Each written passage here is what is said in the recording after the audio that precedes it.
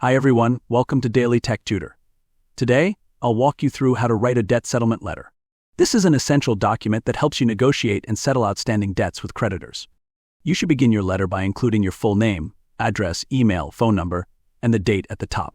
Below that, add the creditor's details including their name, address, and relevant contact information.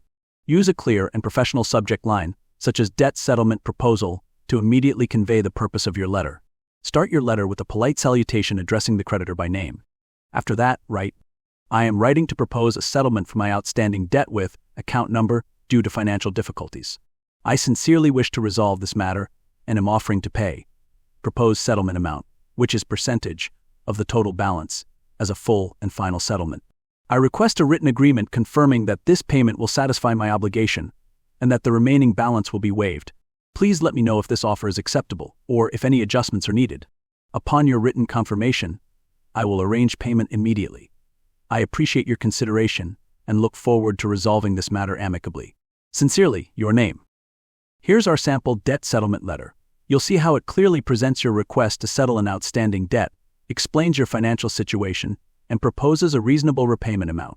The letter also includes key details like your account information, the settlement offer, and a request for written confirmation from the creditor.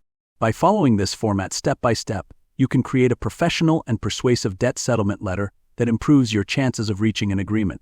This letter helps you communicate effectively with creditors and take a step toward financial resolution. And with that, I end this video. If you found it helpful, give a thumbs up and subscribe for more tips on writing essential financial letters.